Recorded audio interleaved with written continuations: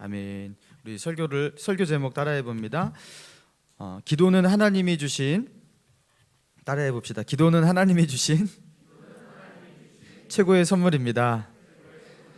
기도는 하나님이 주신 최고의 선물입니다. 예, 우리 기도는 하나님이 주신 최고의 선물입니다라는 제목으로 우리 본문의 말씀 중심으로 하나님의 은혜 나누기 원합니다. 자, 오늘 본문 보니까요, 예수님께서 예루살렘으로 입성하셨고, 그리고 성전 정화 그 사역 사건이 일어났고요. 자, 그리고 그 다음에 이제 오늘 본문이 나온 거죠. 무화과 나무가 예수님께서 저주하신 무화과 나무가 말라 죽어버린. 자, 그런데요, 이것과 동일 사건을 다루고 있는 병행 본문인 이 마가복음에서는요, 이 마가복음과 마태복음에 기록하는 방식이 조금 달라요. 마태복음은 약간 주제 중심으로 기록하는 경향이 있고, 마가복음은 시간 순으로, 역사 순으로 그렇게 기록하는 경향이 있습니다.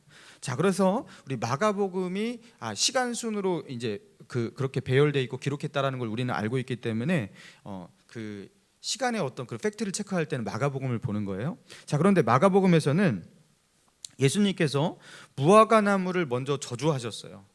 그리고 난 뒤에 성전에 들어가셔서 성전 정화 청결 사건 그것이 일어났어요. 그리고 그 다음 날이 되어서 다시 예루살렘으로 그 벳바게로 나아갔다가 다시 들어오실 때에 마른 무화과 나무를 보고 제자들과의 그 대화가 이루어진 거예요. 자, 근데 마태복음에서는 이제 18절과 19절 그리고 20절에서 22절 이게 이제 한 묶음으로 성전 정화 사건을 중심으로 앞뒤에 있는 거를 하나로 그냥 무화과 나무라는 하나의 그 테마 그걸 가지고서 마태복음은 그걸 엮어버린 거예요. 이거를 그냥 하나로 이렇게 그래야지 잘 전달이 되겠다 이렇게 생각했던 거죠. 자, 그래서 18절 보니까요, 이른 아침에 성으로 들어오실 때 시장하신지라. 자, 19절 길가에서 한 무화과 나무를 보시고 그리로 가사 잎사귀밖에 아무것도 찾지 못하시고 나무에게 이르시되 이제부터 영원토록 내가 열매를 맺지 못하리라 하시니 무화과 나무가 곧 마른지라. 자, 예수님께서 아침에 시장하셨습니다. 그래서 길을 지나실 때에 잎이 무성한 무화과 나무, 그러니까 잎이 무성하고 싱싱하니까 이제 거기서 열매도 이제 좀 있을 것으로 그렇게 기대하시면서 다가가셨어요. 찾아도 열매가 없었습니다. 그래서 예수님께서 어떻게 말씀하시냐면 이제부터 영원토록 내가 열매를 맺지 못하리라 하고 저주하시거든요. 자, 그러니까 어떻게 되었다 나옵니까? 잎이 무성하던 멀쩡한 무화과 나무가 곧 말랐다라는 거예요. 곧 말랐다. 그 자리에서 그냥 눈에 보는데 그냥 쭉 말라갔다. 마태복음에서는 이런 느낌이지만 사실 이거는 하루의 간격이 있는 거죠. 왜냐하면 성전 정화 사건을 중심으로 해갖고 그 전날 저주하신 게 그 다음 날 보니까 그렇게 됐으니까요. 근데 마태복음의 요거를 곧 말랐다 이렇게 표현하고 있습니다. 자, 그런데 문제는 무엇이냐면 무화과 나무가 열매가 주렁주렁 맺히는 그런 시기가 지금 그게 아니라는 거예요. 무화과 나무의 열매가 제대로 맺혀서 그 무화과 열매의 소출을 얻으려면 적어도 2달, 3달 정도 더 있어야 됩니다. 그런데 예수님은요, 무화과 나무에 열매가 없다고 그 나무를 저주하셨다라는 거예요. 그러니까 이게 무화과 나무 입장에서 생각해보면 이게 얼마나 억울하냐고요. 아니, 때가 안 됐는데 왜 예수님 나를 저주하시는 거야? 여러분 그런 거잖아요. 그래서 어떤 신학자는 이거를 어떻게 주해를 하냐면요, 이거는 예수님께서 그 열매 없는 예루살렘, 그렇죠? 그 당시에 그 열매 없는 이스라엘의 종교 지도자들, 그들을 향한 하나님의 심판, 그들을 향한 하나님의 저주, 이것을 어떤 예언적 메시지로 그렇게 전달하고자 예수님께서 의도적으로 그러니까 무화과 나무 열매를 진짜 먹으려고 했던 게 아니라 그런 어떤 그 행위를 통해서 그 심판의 메시지를 증거하는 어떤 선지자적인 어떤 그런 예언적 메시지, 그런 의도적으로 그렇게 한 것이다. 왜냐하면 예수님께서 그 신적 능력을 가지고 있는 예수님이 무화과 나무 열매가 언제 열리는지 그것을 모를 리가 없다, 그렇게 해석하기도 합니다. 자, 그런데 굳이 그렇게까지 볼 필요가 없어요. 왜냐하면 무화과 나무 열매가 주렁주렁 그렇게 연글어서 맺히지는 않는다 하더라도 지금 시기가 되면요, 무화과 나무 열매에 그 사과나무의 열매가 처음부터 이렇게 큰 게 아니잖아요, 그죠? 이게 봉우리 같이 맺어지다가 점점 커지듯이 그 정도는 있습니다. 그 당시에 가난한 사람들, 이런 사람들은 너무 배고파서 그 당시 이제 팔레스타인에 이제 무화과 나무 열매가 굉장히 뭐 마당에도 있고 길에도 있고 막 그러니까요. 그 열매로 배를 채우고자 아직 익지 않은 무화과 열매를 그렇게 따먹기도 했거든요. 그러니까 그 정도는 있는 거예요. 예수님께서 시장하시니까 뭐 그렇게 익은 무화과 열매를 구한 것이 아니라 설익은 작은 그런 열매조차 있다면 먹으려고 했던 거죠. 근데 이 무화과 나무는 잎이 굉장히 무성했는데 열매는 아무것도 없는 그런 나무였다라는 거예요. 그리고 그런 모습은 꼭 예루살렘의 영적 상태와 같아 보였습니다. 예루살렘에 하나님을 예배하는 성전이 있어요. 화려한 그 헤롯 성전이 굉장히 컸거든요. 그리고 그곳에서는 종교 지도자들의 중심으로 매일같이 제사가 드려지고 있어요. 많은 재물들로 넘쳐납니다. 그리고 수많은 사람들이 각양각제에서 몰려와갖고 거기서 들락날락하면서 하나님을 예배한다고 그렇게 제사를 드리고 있어요. 그러나 정작 지난 시간에 우리가 살펴보았지만 하나님이 정말 원하시는 제사, 진정한 예배가 거기서 드려지지 않고 거기서 만몬이 숭배되고 있는, 하나님이 원하시는 그 열매를 찾을 수가 없는 잎이 무성한 무화과 나무와 같은 모습들, 화려한 성전, 화려한 종교 의식, 제사들 이런 것만 있지 하나님이 원하시는 그 예배가 드려지고 있지 않는, 여러분 그런 모습이 꼭 이 무화과 나무의 모습이 예루살렘의 모습과 같았습니다. 그래서 결국 예루살렘이 어떻게 심판을 당할 건지를 암시하시면서 예언하시는 거죠. 그리고 예루살렘은 정말로 AD 70년경 로마의 디도 장군에 의해서 함락을 당하게 되고요. 도시는 쑥대밭이 되고요. 예루살렘 성전도 완벽하게 무너지는데 돌 하나도 돌 위에 남지 않을 정도로 그렇게 참담하게 회파가 됩니다. 그러니까 이런 그 예루살렘을 향한 하나님의 심판의 메시지가 이제 뒤에도 좀 나오는데 그것을 염두에 두시면서 이 무화과 나무를 저주하신 거예요. 자, 그러니까 이 무화과 나무 저주하신 사건은요, 예루살렘을 향한 하나님의 그 심판의 메시지를 담고 있는 진짜 무게감이 있는 그죠? 그런 그 예언적 메시지인 것이 분명하거든요. 근데 이 무게감이 있는 이 메시지가 기록되고 있는 이 시점, 이 선포되고 있는 이 시점에 갑자기 화제가 너무 급격하게 전환이 되는데 20절 보니까 제자들이 보고 이상히 여겨 가로되 무화과 나무가 어찌하여 곧 말랐나이까. 21절 같이 읽습니다. 시작. 예수께서 대답하시되 이르시되 내가 진실로 너희에게 이르노니 만일 너희가 믿음이 있고 의심하지 아니하면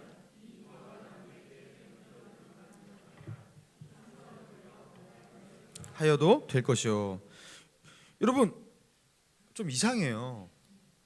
여러분 이 본문을 보고 설교자는요 굉장히 고민할 수밖에 없어요. 왜냐하면 이거 어디에 포인트를 잡고 설교를 해야 될까 헷갈립니다. 그래서 같은 문단에서 화제가 앞과 뒤가 너무나 다르거든요. 그러니까 맥락 없이 갑자기 예루살렘을 향한 심판의 그 어떤 그 메시지를 분명히 누가 봐도 성전 정화 사건 이후에 무화과 나무 저주하고 마른 거니까요. 열매 없는 무화과 나무. 그러니까 근데 갑자기 예루살렘을 향한 심판의 메시지에서 갑자기 기도의 메시지로 그렇게 전환이 되고 있어요. 여러분 이 상황 속에서는요 예수님이 하셔야 될 자연스러운 어떤 맥락상 자연스러운 대화의 패턴을 우리가 상상한다면 21절의 기록이 이렇게 기록이 되어야지 자연스럽습니다. 제가 상상하는 설교의 그 성경의 기록이에요. 잎이 무성하지만 열매가 없는 무화과 나무가 이렇게 말라 죽은 것과 같이 이 예루살렘과 저 성전이 이 무화과 나무와 같이 말라지고 멸망할 것이다. 멸망하리라. 이게 자연스러운 거예요. 이렇게 대화가 이어져야 되는 거예요. 그런데 이런 자연스러운 맥락이 아니라 저주받은 무화과 나무 예루살렘을 향한 심판의 어떤 메시지 이후에 갑자기 내가 진실로 너희에게 이르노니 만일 너희가 믿음이 있고 의심하지 않으면 이런 일뿐 아니라 심지어 이 산더러 바다에 던져지라 하여도 그렇게 될 것이다. 이 말씀을 하셨다는 말이에요. 그리고 이 기적보다 더 큰 기적이 너희에게 일어날 것이다 하면서 갑자기 믿음의 기도를 통해서 어떤 일이 일어날 수 있다, 이런 기도에 관한 메시지로 바뀌었습니다. 여러분 갑자기 왜 맥락 없이 기도에 대해서 말씀하실까? 예수님은 전에도 기도에 대해서 많이 말씀하셨거든요. 근데 굳이 여기서 예루살렘을 향한 심판과 멸망을 예언적으로 말씀하시는 이 말라 죽은 무화과 나무를 앞에 두고서 갑자기 기도의 메시지를 왜 하시는 것일까? 뜬금없이 제자들에게 기도의 원리에 대해서 왜 말씀하실까? 지금 예수님은요 어떤 마음으로 어떤 심정으로 어떤 의도를 가지고 지금 이 말씀을 하시는지 우리가 거기에 주목해 볼 필요가 있다라는 거예요. 여러분, 지금 이 사건이 일어난 이 시점을 우리가 다시 한번 생각해 봅시다. 이 본문의 사건이 기록된 시점은요, 예수님께서 주일날 종려주일이라고 하잖아요. 예수님께서 예루살렘으로 들어오셨어요. 입성하셨어요. 주일날 들어오시고, 그리고 성전 장화 사건이 일어난 뒤에 화요일이 되었습니다. 그리고 화요일날 일어난 사건으로 이게 봅니다. 보통 화요일날로 잡아요. 그리고 수요일과 목요일이 지나서 금요일이 되면 금요일 새벽에 예수님이 붙잡히시고 십자가에 달리십니다. 자, 화요일이에요. 지금 수요일과 목요일이 지나고 이제 만 한 48시간 조금 넘게 남은 거예요. 제자들과 함께하는 시간이. 그것도 잠자는 시간을 제외하면 제자들과 함께할 수 있는 시간이 한 24시간 될까요? 예수님은 제자들과 함께할 수 있는 시간이 얼마 남지 않았어요. 이제 많이 쳐봐야 만으로 한 이틀 반, 잠자는 시간 빼면 그것도 없어요. 그리고 예수님은 이제 제자들을 남겨두고 떠나셔야 돼요. 여러분, 이때 이렇게 예수님과 제자들과 함께 할 수 있는 시간이 이제 얼마 남지 않은 이 시간, 정말 중요한 것을 말해주고, 그리고 정말 중요한 것을 다시 강조하고 짚어줘야 될 시간 아니겠습니까? 여러분, 마지막 시험 보기 전날, 그죠? 하루 전날 선생님이, 학원 선생님 이렇게 아이들 어떻게 합니까? 내가 지금 말하는 거 잘 들어, 밑줄 쳐 이러면서, 그죠? 중요한 거 딱 짚어주죠. 시험에 나올 만한 거, 이런 거. 그러니까 무화과 나무로 인한 이 나무를 저주하고 예루살렘에 대한 심판의 그 맥락에서 갑자기 기도의 메시지로 전환된 이유, 그게 무엇일까? 예수님은요, 할 수만 있다면, 기회만 된다면 제자들에게 너무나 중요한 영적 원리를 다시 한번 짚어주셔야 되는 거예요. 예수님이 떠나시고 나서 그 제자들이 꼭 붙잡아야 될 그것을 다시 그들에게 한 번 더 짚어주고, 그죠? 그들에게 그것을 남겨줘야 하셔야 하는 거예요. 그래서 예수님은 갑자기 기도를 말씀하십니다. 여러분, 부모가 자녀를 놔두고서 일주일 동안 갑자기 이제 여행을 떠나야 된다고 해요.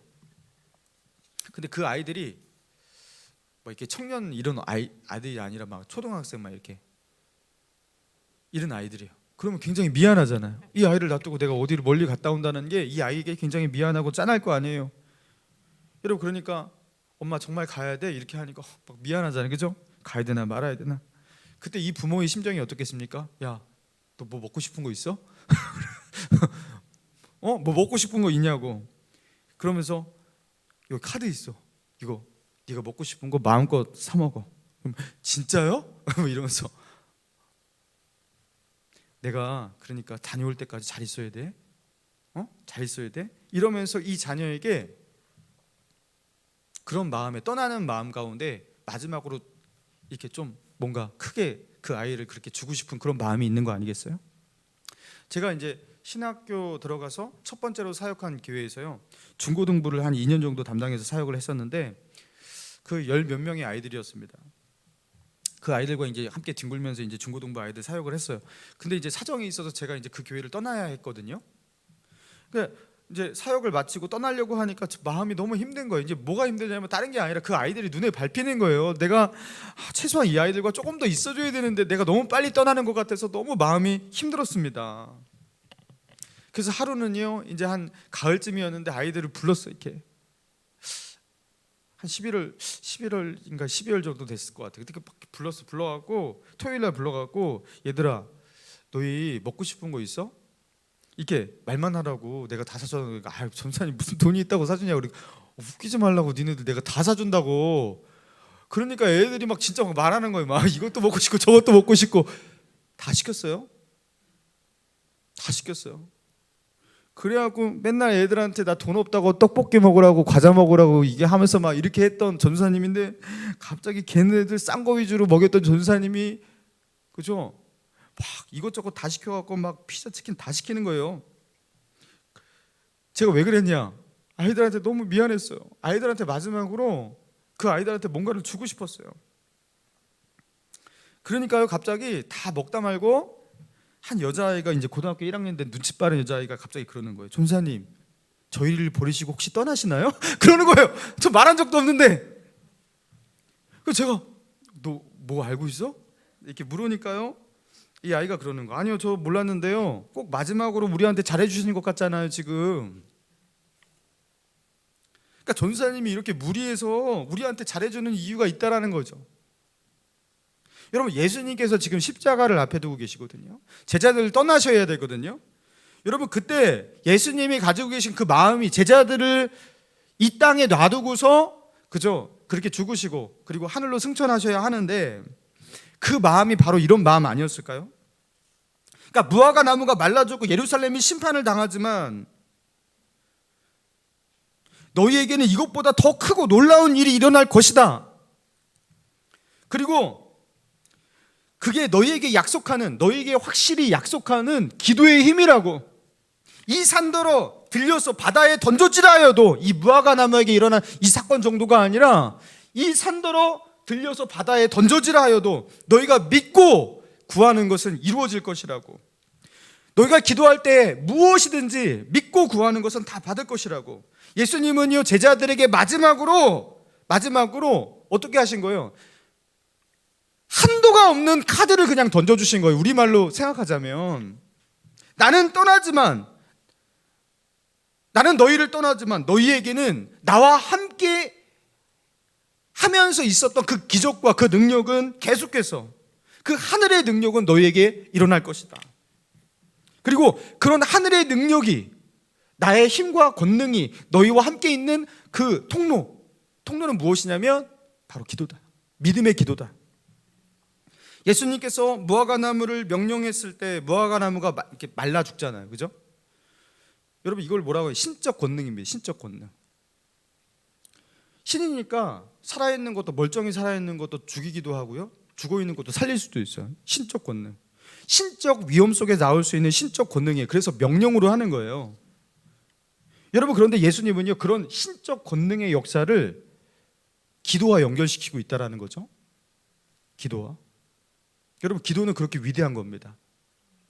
여러분, 사랑하는 성도 여러분, 기도는 신적 권능에 접속하는 행위입니다.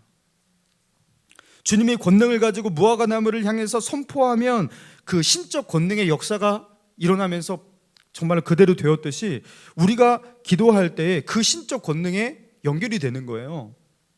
그래서 믿음으로 기도하는 자에게는요, 하나님의 권능과 하나님의 기적과 그 신적인 역사가 동반되는 거예요. 할렐루야.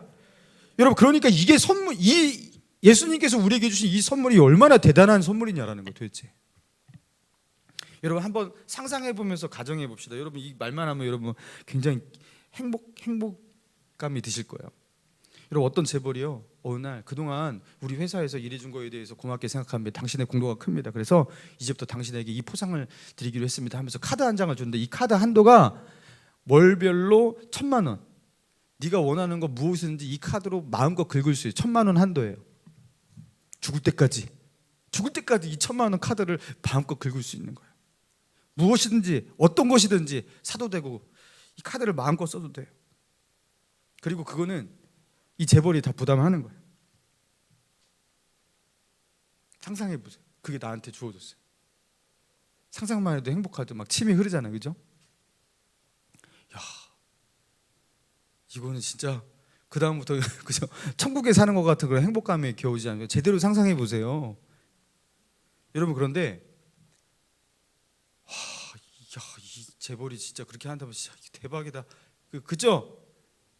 여러분, 근데 기도가 그것만 못하냐라는 거예요. 한 달에 1,000만 원까지 무한 결제가 가능한 그 카드보다 기도가 더 작냐라는 거예요. 하나님께서 우리에게 주신 이 기도의 권능, 기도의 약속, 여러분, 이게 그 재벌이 우리에게 한 달에 1,000만 원, 그거보다 더 약한 겁니까? 그 선물보다 더 작은 겁니까? 주님은 말씀하셨어요. 너희가 기도할 때 무엇이든지 믿고 구하는 것은 다 받으리라. 너희가 기도할 때 무엇이든지 믿고 구하는 것은 다 받으리라. 너희가 기도할 때 무엇이든지 믿고 구하는 것은 다 받으리라. 저 지금 정신 나가서 계속 반복하는 거 아니에요.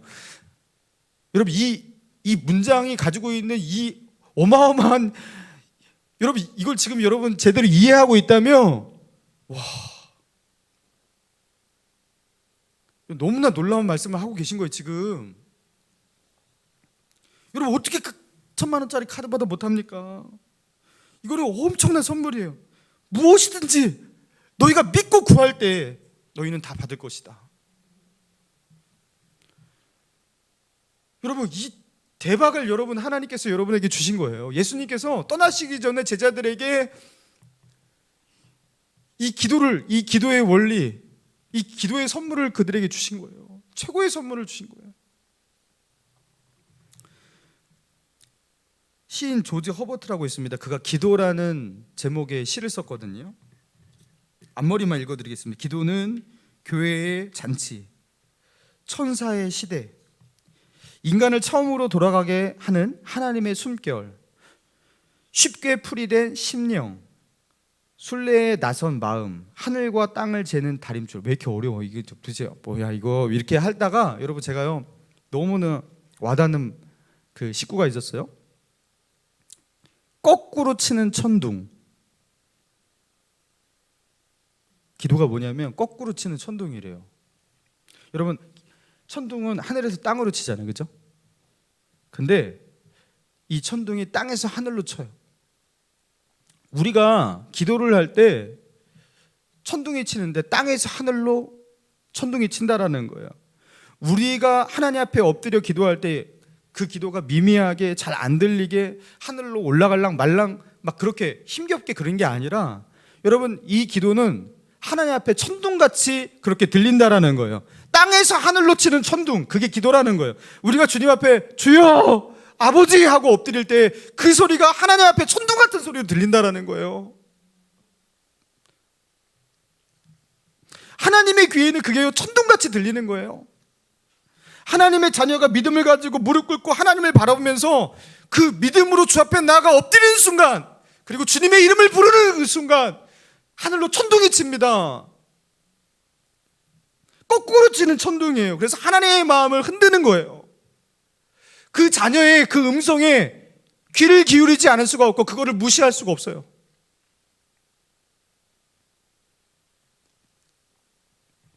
여러분 그러잖아요. 우리 갓난아이가 조금만 애 소리 내면 울어도요 그 소리 듣고 벌떡 일어나잖아요, 부모는. 여러분 우리가 하나님 앞에 믿음으로 엎드릴 때 하나님은요 천둥 같은 소리로 그걸 들으십니다. 여러분 한 부흥사 목사님께서 그 경북 의성에 있는 어떤 교회에 부흥 집회를 가셨다고 합니다. 그런데 그 해에는요 너무 그 가뭄이 심해갖고 그 마늘밭, 고추밭, 사과밭 다 타들어가고 뭐 그런 가뭄이 극심한 상황이었다고 합니다. 근데 그 교회의 성도들 대다수가 그 경북 의성에서 과수원을 이렇게 하고 있었대요. 근데 너무나 가물어서 열매가 그냥 전부 시들시들해지고 그 상품으로 만들 수 없는 그런 절박한 상황 가운데 놓여 있었어요.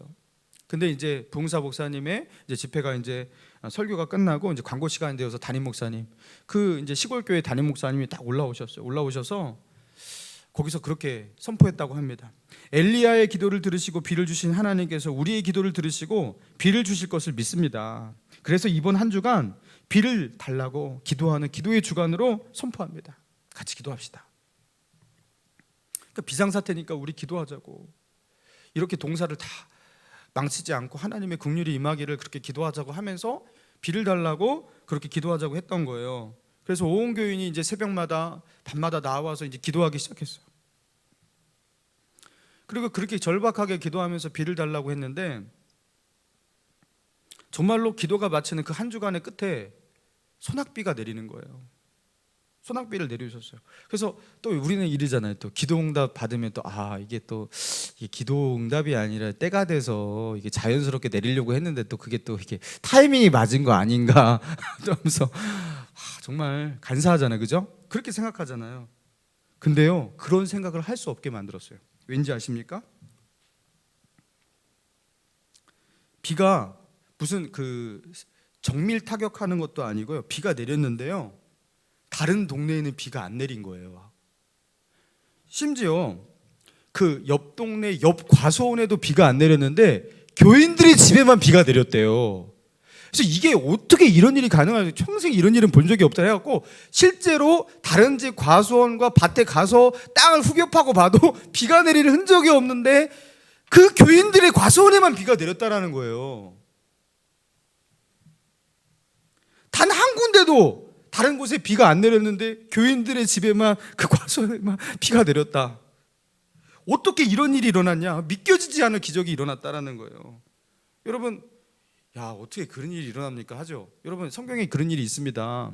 여러분, 그 출애굽기에 보면요, 하나님께서 애굽의 재앙으로 그렇게 치실 때 어떻게 했어요? 고센 땅을 하나님께서 구별하셨다. 그래서 그 고센 땅에 하나님의 재앙이 임하지 않잖아요. 그 땅만 구별하시잖아요. 그죠? 여러분, 이런 하나님의 은혜가 임한 거예요.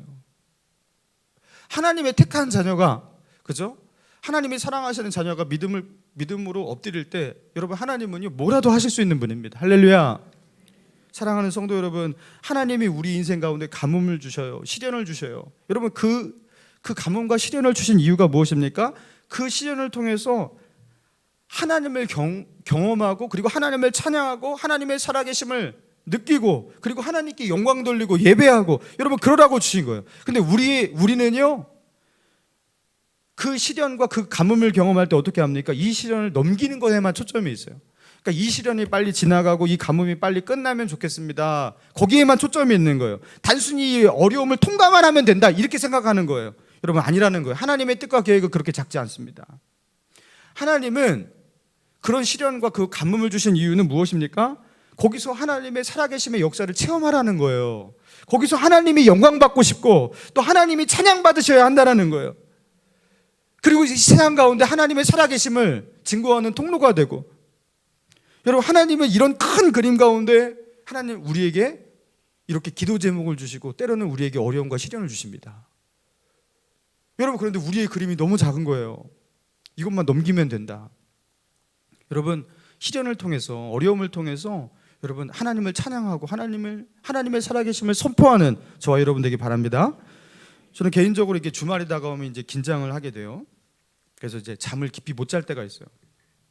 주일날에도 알람이 울리기 전에 늘 좀 주일날에 푹 자야지 이제 컨디션이 좋잖아요. 그래서 이제 알람을 이렇게 맞춰놓고 알람 울릴 때까지 푹 자야 되는데 늘 그 전에 깰 때가 더 많아요. 훨씬 많아요.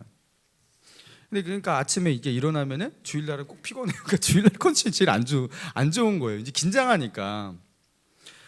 나는 왜 이렇게 목회에 이제 사역을 많이 이제 해 가는데도 아직도 이런가 싶었는데, 어느 날 이찬수 목사님 설교를 들어봤는데 이찬수 목사님 저보다 더 심하더라고요. 자기는 단 한 번도 알람을 듣고 깬 적이 없대요. 새벽 2시고 3시고 잠을 자지를 못한대요. 너무 긴장을 해서. 자기 소원이 한번 그 알람 울릴 때까지 자는 거라고.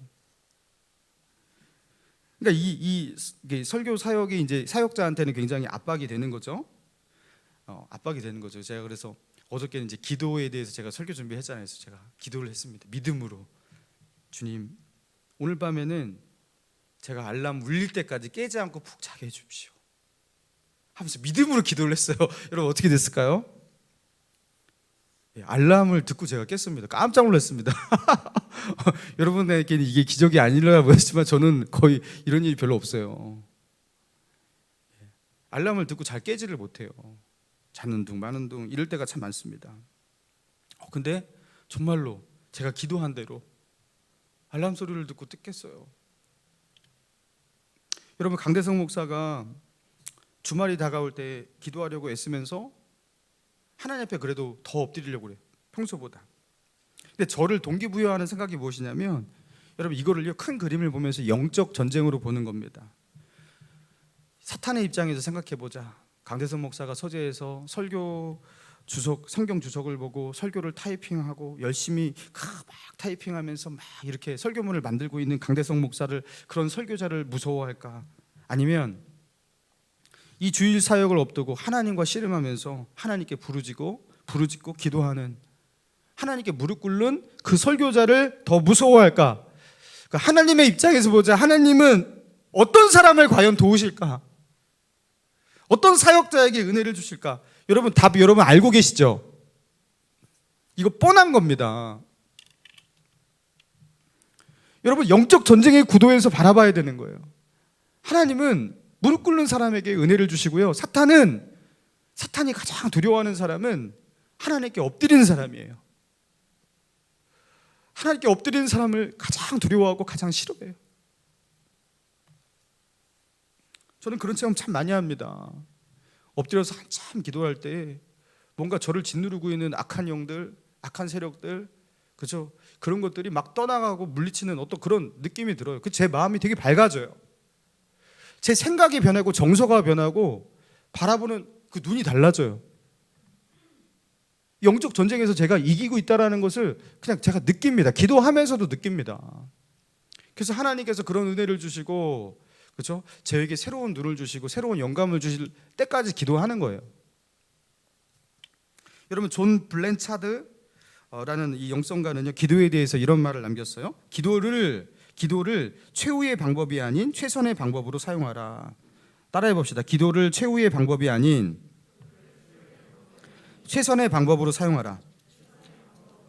자, 이게 무슨 말이냐면요, 우리는 늘 더 이상 할 것이 없을 때 마지막으로 기도하는 습관이 있습니다.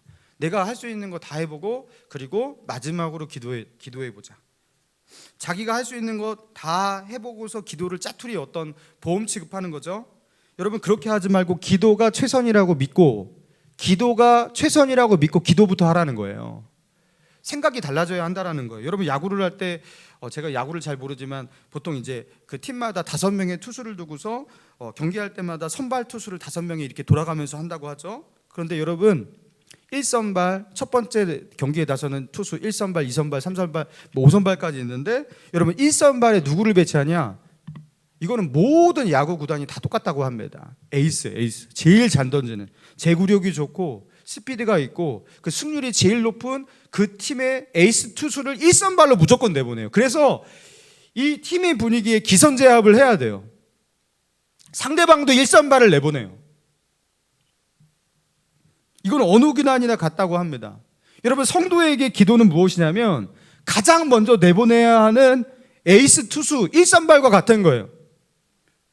기도를 일 터지고 수습 차원에서 여러분 그렇게 기도를 해서는 안 된다라는 거예요. 기도는 먼저, 이건 1선발이에요. 영적으로 유리한 고지에서 시작하기 위해서 여러분 먼저 기도부터 해야 되는 거예요. 아무런 일이 처지지 않았어요. 평안해요. 여러분, 그런데 거기서 깨어서 기도하는 거예요. 성령으로 무장해 있는 거예요. 여러분, 그런 사람은요, 시련인지 아닌지도 모르고 넘어갈 때도 많습니다. 앞에 암초가 있는데 암초가 있었는지조차도 모르고 그 암초를 쉽게 넘어갑니다. 왜냐하면 1선발이니까 그런 거예요.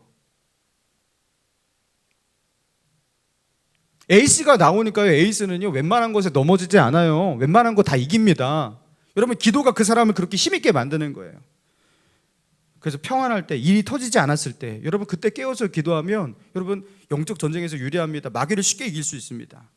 여러분, 기도는 하나님이 우리에게 주신 최고의 선물이라는 거예요. 여러분, 근데 기도를요 너무나 힘겹고 어려운 것이고 기도를 꼭 노동같이 그렇게 취급하시는 분도 있어요. 여러분, 기도는 그런 게 아닙니다. 기도는 정말 즐겁고 아름답고 행복한 것이고요, 하나님께서 우리에게 주신 최고의 선물이에요. 여러분, 선물을 그렇게 부담스럽게 대해서는 안 되잖아요, 그죠? 하나님께서 우리에게 주신 최고의 선물이에요. 여러분, 이 하나님이 주신 이 귀한 선물을 꽁꽁 싸매어두고 인생의 말미에 풀어보지 마시고 지금 그것을 풀어서 마음껏 사용하라는 거예요. 제가 어젯밤 잠들기 전에 하나 이제 간증 동영상을 하나 봤는데요, 그 성인 만화를 그릴 최철규 씨라고 성인 만화를 그리면서 20대 때 그렇게 나름, 그죠? 그렇게 돈을 벌고 살았던 근데 성인 만화를 그리고 있는 직업을 가지고 있는데 이분이 교회를 다니시는 거예요. 근데 교회에서는 안 그런 척 하다가 집에서 자기 일은 이제 성인 만화를 그리면서 돈을 벌고 있는 거죠. 근데 이분에게 그 병이 생겼는데, 폐병이 생겼는데, 처음에 기흉으로 시작된 작은 병이었는데 이게 커져가지고 막을 수가 없게 된 거예요. 나중에는 폐가 완전히 쪼그라져서, 그죠? 콩알만해지고 조직 검사를 해봤는데 폐가 다 괴사가 되어서 병원에서 포기했어요. 수술을 해도 죽고 안 해도 죽는다. 마지막으로 해보고 싶으면 한번 해보자 하면서 수술 날짜를 받아두고 있었어요. 그러니까 병원에서 사형 선고를 그렇게 내렸는데 소망이 없잖아요. 그래서 내가 이 젊은 나이에 이렇게 죽는구나 하면서 처음으로 성경을 진지하게 대하면서 읽기 시작한 거예요. 그리고 그 병원에서 일어설 힘도 겨우 없는데요, 겨우 그죠? 기다시피 하면서 그 병원에 있는 그 기도실, 병원에 왜 그 예배실 작게 만들어 두잖아요. 거기에 가서 딱 앉습니다. 그리고 처음으로 하나님 말씀 앞에서 내가 죄인이고 잘못 살아왔다고 그렇게 회개를 해요. 그리고 하나님 앞에 저를 한 번만 살려주신다면 하나님이 기뻐하시는 뜻을 위해서 살고 싶습니다 하면서 기도를 해요. 그리고 그 힘겨운 몸을 추스려서 겨우 일어나서 그 기도의 장소를 나왔어요. 나왔는데 그때부터 피를 토하는데요. 입에서 막 피가 막 토해지는데요. 야, 기도해도 소용없구나. 피 토하다가 이렇게 죽는구나 하면서 그런 상황이었대요. 병원에서도 뭐 난리가 나고. 다음 날이 되었습니다.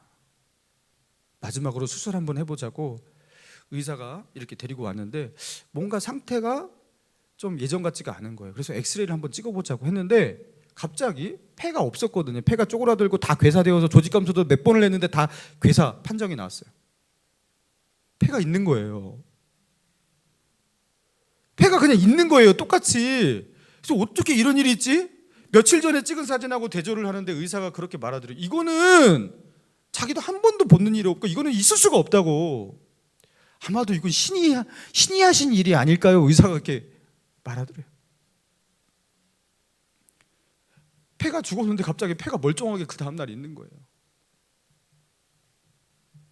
처음으로 딱 한 번 그냥 교회를 그냥 성전의 마당만 밟듯이 그렇게 신앙생활 하던 이 최철규 씨가 처음으로 진지하게 하나님 앞에 나아가 하나님 저 한 번만 살려주시면 주님의 뜻 위에 살겠습니다.